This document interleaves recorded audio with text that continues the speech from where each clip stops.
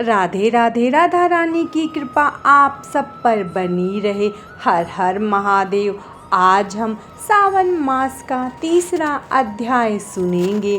तो हम अध्याय शुरू करते हैं। सनत कुमार जी ने कहा, हे भगवान, आपने व्रत समुदाय का उद्देश्य कहा है। हे स्वामी, इससे तृप्ति नहीं हुई, अतः आप सविस्तार कहें।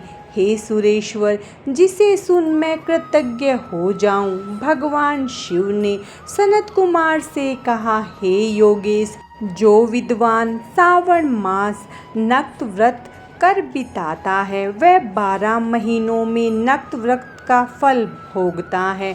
दिन की समाप्ति के 3 घटी पूर्व रात्रि भोजन को नक्त व्रत कहा जाता है। नक्त भोजन में सूर्य अस्त के पहले 3 घंटे के समय को त्याग कर अविष्ट समय लिया है। सूर्यास्त से पहले 3 घंटों को संध्या काल कहा है। आहार, मैथुन, निद्रा, स्वाध्याय इन कार्यों को सायंकाल में न करें। गृहस्थ एवं सन्यासी के भेद से नक्त भोजन की 2 प्रकार की अवस्था मुझसे सुनो। जब सूर्य नारायण के मंद होने पर अपनी देह की छाया गायब हो जाए, उस समय सन्यासी के लिए नक्त भोजन व्रत कहा है। शास्त्रों में गृहस्थ के लिए नक्षत्र के उदय होने पर रात्रि भोजन करने को नक्त भोजन व्रत कहा है। सन्यासियों के लिए रात्रि काल में निषिद्ध हो जाने से दिन के अष्टम भाग में भोजन का विधान है। गृहस्थों को विधि द्वारा रात्रि में नक्त व्रत करना चाहिए।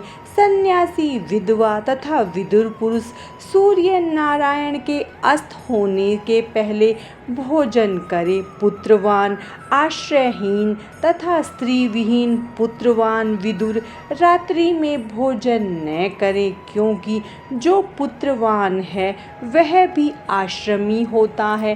सावन मास में नक्त व्रत को करने वाला प्राणी उत्तम गति को प्राप्त करता है। सावन मास के आ जाने पर प्रतिपदा तिथि में प्रातः काल पहले यह संकल्प करे कि मैं सावन मास में 1 मास तक ब्रह्मचर्य व्रत धारण करके प्रतिदिन सुबह स्नान करूँगा।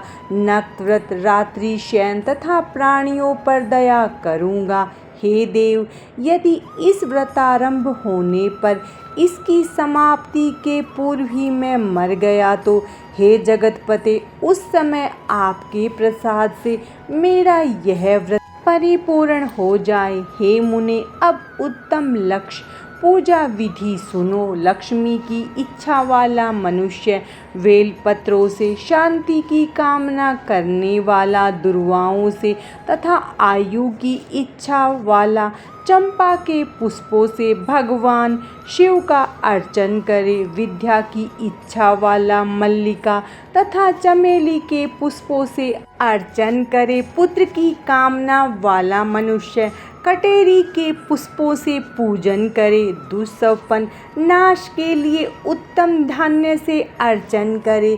देव के सम्मुख रंगोली, स्वास्तिक और चक्र आदि बनाकर विभु का अर्चन करे। संपूर्ण कामनाओं की सिद्धि के लिए सब पुष्पों से अर्चन करे। यदि लक्ष्य पूजा करता है तो शंकर प्रसन्न हो जाते हैं।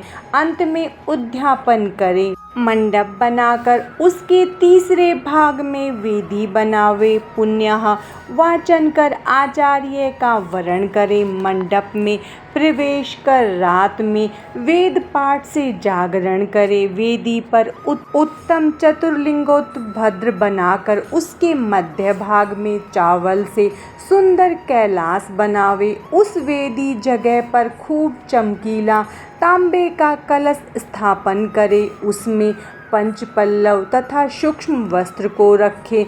उस पर पार्वती पति भगवान शिव की स्वर्ण प्रतिमा को पंचामृत से स्नान कराकर स्थापित कर अर्चना करें।